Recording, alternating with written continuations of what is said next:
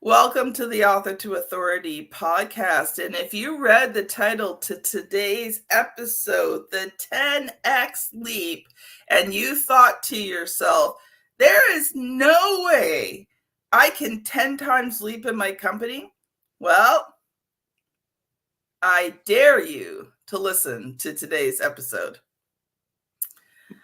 I want to welcome Steve Walsh to the show. He's more than an entrepreneur or a venture capital investor.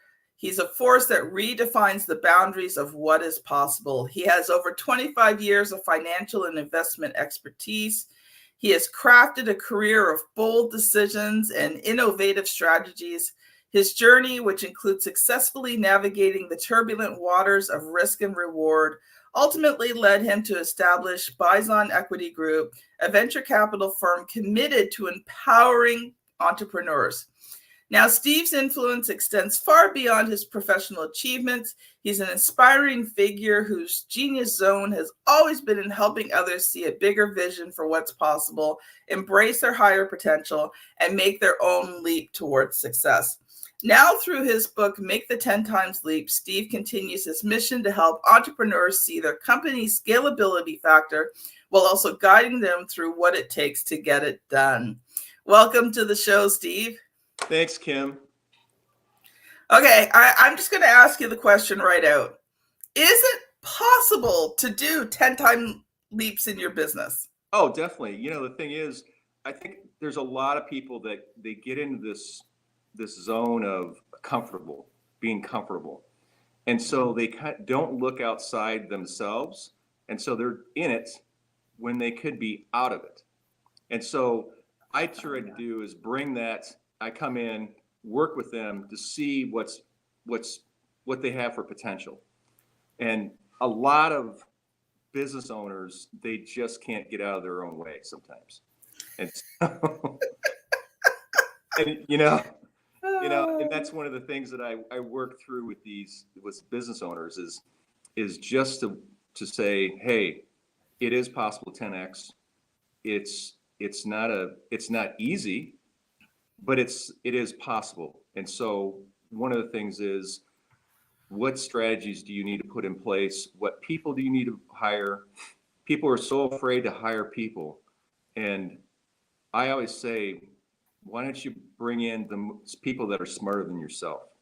Those are the things that you really want to look at.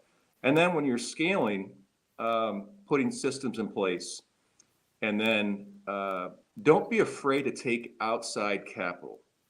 So many people say they're afraid that they're going to lose control of their company. But when you bring outside capital, you bring in other things besides that. You bring in a mentorship, you bring in resources that you probably never had. So systems in place that a lot of times venture capital firms have people, systems that they've already worked with other companies that they can bring into the fold with their company. And so a lot of times people are, they're in this, I'd say it's a zone of, they're just being very comfortable. And I just say, do something different. Try something different than what you've been doing. And I think that's the one thing that, and find some mentor that can maybe have done something better than, maybe have done something not even in your field. Yeah.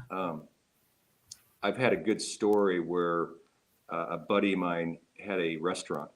It was a sushi restaurant, and he was a sushi chef. That's where he started, and he started it, and he was struggling. He was doing 80 hours a week. Yeah. Couldn't see his family. Didn't see his family, and he struggled with hiring the right people. And finally, what did he do? He found a mentor, and a mentor said, "Hey, do you want to be a sushi chef or do you want to be a business owner?" Yeah, true. That was the biggest thing. That was the biggest step, I think, is that. And so what he ended up doing is hiring smarter people than him. and he went from one restaurant to 8 within a very short time. And so that's where I look at stories like that, and working with entrepreneurs that, there is a possibility, because you just got to get out of your own way. I love that you said that, Steve, because I think, like, one of the things I did this summer was I've been working with certain specialists to develop out a new product line. And I knew I needed help with it. It's not that I wasn't capable of doing it, but I knew that I couldn't see the forest for the trees. Mm-hmm.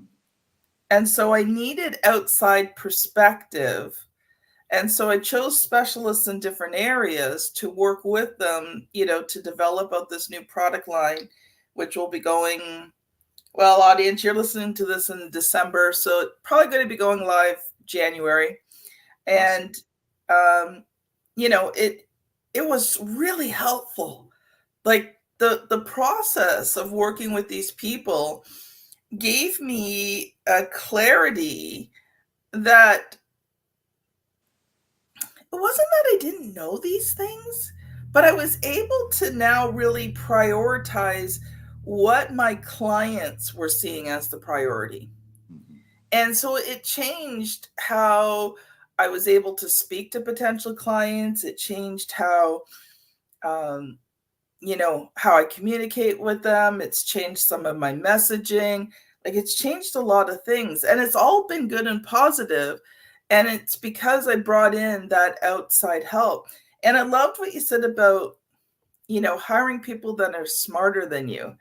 And one of the things that I've seen and I've tried to do in RTI Publishing is that when I hire someone to join the RTI Publishing team, I want them to specialize in something. Mm-hmm. And I want them to be a specialist in it.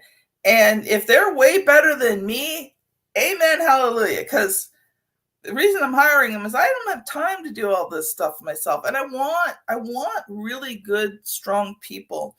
And I can remember when I had my first book project manager, and it was really funny because she was my best friend. And she's a very details-oriented person, and I'm a very go-with-the-flow person. So it was always interesting, her and I are trying to work together, because she wanted to plan everything to the nth degree before doing something. And I'm like, let's just start, we'll figure it out on the way along. Right. But one thing I realized in that process was that I couldn't micromanage her, first of all. But secondly, she had skills, talents, and abilities that I didn't have. So when I bring on somebody new into the company, sometimes I have to show them how to do things, right? Like how we do it at RTI Publishing. But then we have the discussion, and the discussion goes like this. Listen, I'm showing you the way I do it. I'm showing you the way that makes sense for me to do this and get it done. But you're a lot better at this than I am. So take what I've shown you, redesign it, make it work the way it's going to work best for you, and go for it. I mean, and this is what I say. I said, you can change things up any way you want, as long as you achieve the result I need, and as long as the way you do it is morally, ethically, and legally good. Beyond that, change it up whatever way you want. Except if it's going to cost money, that you have to ask me about first. And it's worked well, because I'm letting them work in their zone of genius. I do not need to control everything. As long as the results are happening and, there's nothing morally, ethically, or legally wrong with what they're doing, why would I hire a person who's smarter than me in that area and then handcuff them? Right. Right. I totally believe that, because that's, one of the things I see a lot with entrepreneurs. You have the one that, he was the innovator. He was the one the visionary, and then he created the product. That was the one thing is, then he's trying to figure out, or he or she's trying to figure out, how do I get it out to the public? And a lot of times their weak spot is marketing. Probably Yes. I would say probably 80% of the time I see companies that they feel that they have a great product, but they just can't share it to the world. And I love marketing because, as Peter Drucker has always said, there's two things: innovation and marketing are the two things. Everything else is a cost. And I believe that is the thing that I look at is, if you look at people, marketing is super important. Yeah. Yeah. Well, we're going to switch gears here, Steve, but just before we do, audience, it's that time again. Check out our quick 15-second commercial on one of the free resources that we offer at RTI Publishing that is going to help you publish a book that converts readers into clients, and then you use that book to scale your business. Welcome back, Steve. Let's get into this a bit. I do want to hear a bit of your story as well, but Yeah. I really want to go a little bit deeper into this 10x leap. So what are some of the main things that, an entrepreneur has to have in place to be able to do that 10 times leap? Well, most, like I had said, most of them they start with the lifestyle business and they're comfortable. Now, all of a sudden, how do they get to the next level? And so that is putting in systems in place, hiring right people. Now, the thing is, a lot of times people just go ahead and hire anybody. I always say you have to put the right people on the right bus. And when you put those people on that bus, you actually have to tell them, like you were just said before, you got to train them on what the values, mission of your company is. Because a lot of times, if you don't do things like that first, they're going to go off on their own, thinking about how they can grow the business for themselves. And so you need to have everybody on the same boat, on the same bus, going the right direction. And then also on top of that, marketing's so important. And when it comes to marketing, I think people think, well, I'm doing a lot of stuff on social media, and that's all they can think about. And there's so many other ways that you can do marketing. You can do direct mail, which people are not doing.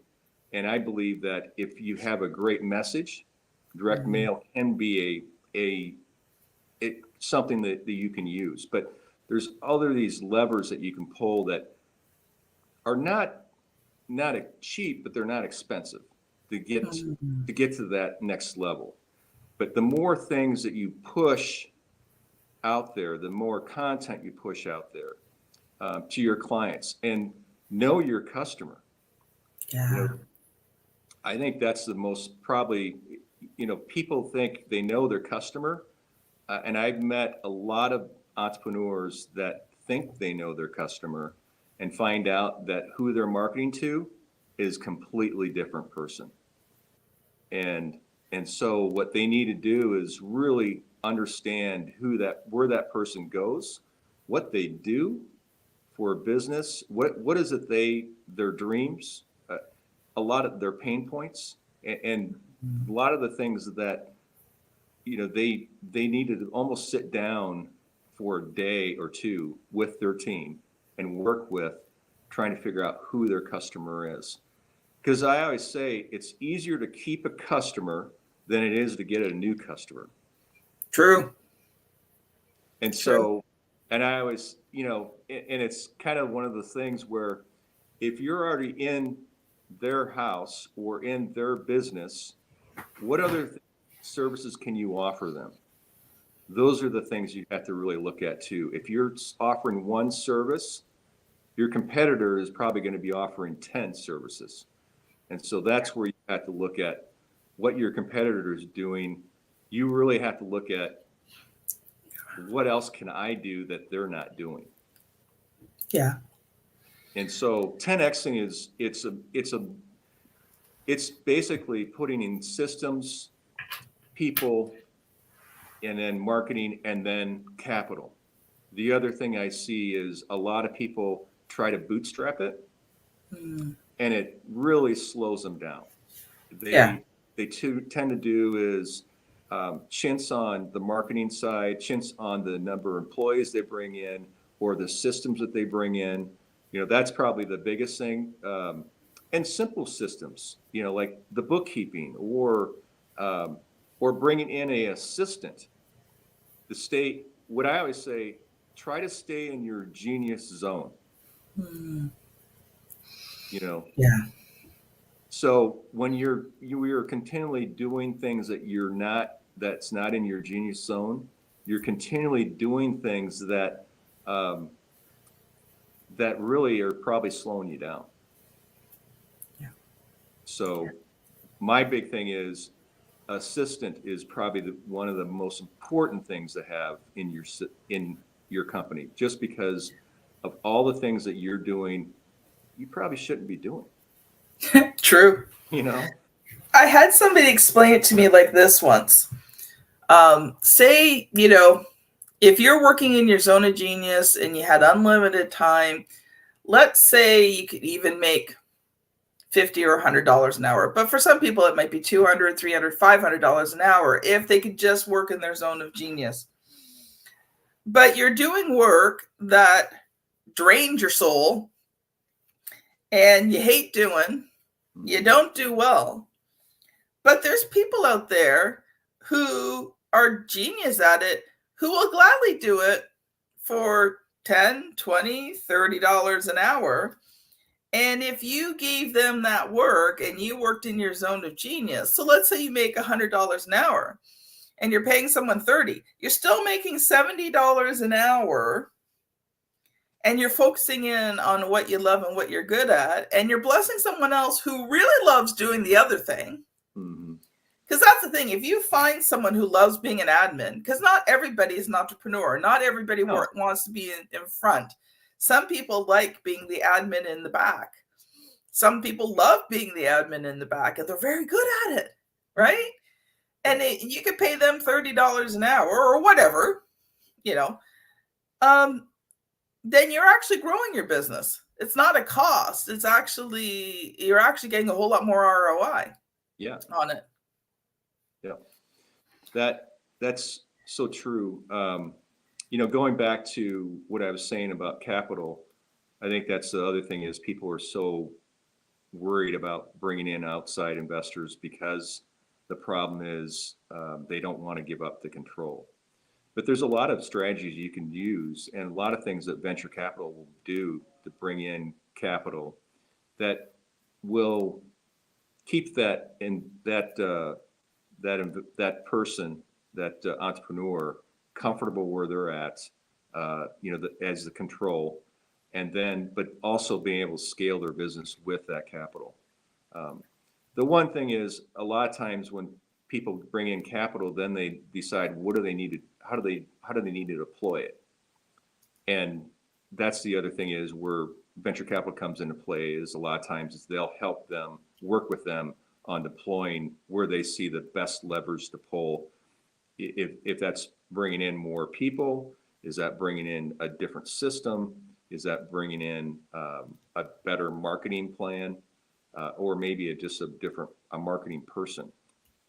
And so those are the things that you really work with that venture capital firm with. So let's go a little deeper into this, because I think you've hit on like one of the biggest fears, and that is the control. So can you talk a little bit more about how that works and how the control does work? Because obviously, if they're making a financial investment, there's some say. So what does that look like? Typically, an investor will come in. One of the things is they have to get investor ready. That's the pitch decks, everything associated with that. And then what you do is you bring in investors. A lot of times, entrepreneurs will just go ahead and just go and find any investor, and that's probably the worst thing you could do, because the problem is you have investors that maybe want their money back in 3 years. Well, the entrepreneur is thinking 7 or 10 years, and so you have a big push as the the investor to get this, this moving. And so when you look at the type of investor you want, and then on top of that is what type of controls you want to put in place. For instance, a lot of times venture capital, they'll take maybe 25, 40% of it'll be under that 51%. And so they won't take a majority stake in it. So the entrepreneur. I will say one thing though, sometimes entrepreneurs will potentially could butt heads with the venture capital. One of the things is, they maybe want to go one direction and the venture capital firm wants to go in another direction. So that's something that they really have to talk about up front before they even go and raise money because of that. Because it can be, then it's a partnership that it won't work. And so it's just a matter of understanding what it is that they're trying to accomplish and making sure that the venture capital firm or investors, it doesn't have to be venture capital, it could be an investor, understands how they work. I always try to run a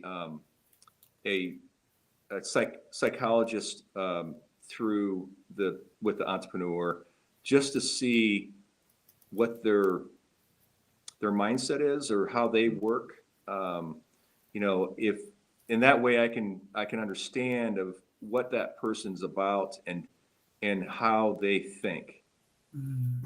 That's the biggest thing is when I run them through something like that, gives me an idea of who they're about, how they think, and how they think about their business, how they think about employees, and if they're going to be a good fit. That's the other thing is too. Sometimes I've walked away just because I knew we weren't going to be a good fit. And that will tell me right away if we're going to be a good fit or not. So that, and then entrepreneurs can decide going forward is at what level do they want me to come in and give them as a mentor, bringing them, what can I bring in? The systems in place. Can I bring in people? Do they need, that's the thing. I've done that numerous times where I bring in contractors or consultants to give them some more expertise. So they need some expertise in one area. So that is awesome. I am going to shift gears here because I want to make sure that we talk a little bit about your book. So Make the 10 Times Leap. So first of all, Steve, take a minute or two and just share with us, what is the book about? So it is Make the 10X Leap, and it's for entrepreneurs. It gives them, this is a book for people that want to grow their business. This is not for the person that has a lifestyle business that wants to stay in a lifestyle business. This is a book that will give them the tools.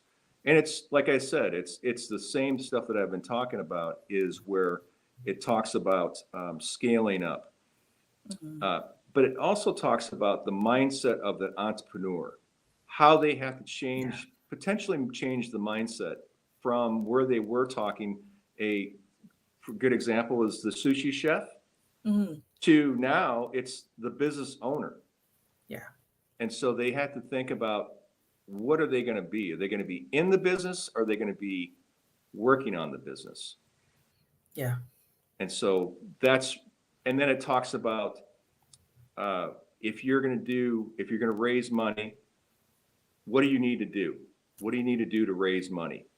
What is it that the scalability, do you have the scalability? Is it a scalable company? And it talks about that in the book too, what is your scalable factor? I have a on my website, you can go and there's a test that you can take that's kind of that gives you that scalable factor. But that's the thing it talks about in the book is what is your scalable factor? And then from there, it gives you ideas about how you can scale your business, bringing in outside people. How do you look at bringing in outside people? How do you bring systems in place? And then how do you bring in, on top of that, marketing? Marketing is probably the one thing I would say is what I think is majority of the time, if you look at a company, somebody will say to me, they're a dog company, they sell company products online. I say that they're a marketing person or marketing company first, and then a pet company second. Yeah. And so they have to think about that. If they're a marketing company, what do they do? How do they present themselves out there? And so I go back to that, and then it talks about capital. The types of capital that are out there that's available depends on your business. There's some other. You can bring borrow money. You can borrow money. You can bring investors that you give them debt, or you can bring in investors that have equity. I prefer equity, but some investors want just debt. And so they can do that. In this environment, debt's a little expensive right now, but yes. It is something that you can do. And then it talks about from there is what's it look like when you 10x your business? What do you want to do when you 10x your business? I say, sell your business, or what is it that you want to do? You want to grow it. If you 10x it, from there, where do you want to go? Yeah. And how does that look for as an entrepreneur? How does that look in your life? As how do they perceive themselves? Before they were perceiving themselves as just struggling entrepreneur. Now they've done really well, and they've had all the toys. They have all that, and so now it's. Again, what happens is they become comfortable again. Yeah. So then you have to really reassess about, do I still want to be in this business? If I can take myself out of the business and bring some more people in the business. Yeah. And I've seen that where business owners will just all of a sudden, they'll be the one going to their lake house, and they have a manager or a CEO that's running the business, so they really don't have to be in the business. Yeah. I'm going to switch gears here, Steve, because we've only got a few minutes left, and I want to make sure that I ask you the question that I ask every single author that comes on the show. So what was the good, the bad, and the ugly about writing, editing, and publishing that book? Well, I'll tell you, I would say it was, I tell people this, it was the most challenging thing I've done, in the sense that it took me a year. And the only reason it took me only a year, to me, it seems like that was a short time, is that I hired a coach that actually helped me, pushed me. He gave me timelines to be, where I had to be. And he really pushed me to get it done. Otherwise, I would have been here probably another year, I'm thinking. And the idea is that when you write for me, when I wrote this book, I finished it, the majority of it, I finished it in June. But the next 20% was the hardest 20%. Yes. Yeah. It's all the little things that you have to do, that you don't think about, that all of a sudden getting the words on the page were great, but then you have to do the graphs, and you have to do a lot of the, getting the forward done, and a lot of the things that you don't think about when you're doing a book. No. And so it was, but I tell you what, it was when I finished it and I saw what it looked like, I was like extremely happy. And so when anybody, my big thing is any business owner that does not have a book, think about writing a book. Yeah. I believe that it's one of the number one things you can do in your business to make yourself different. I agree. Steve, if people have enjoyed today's episode, how can they connect with you?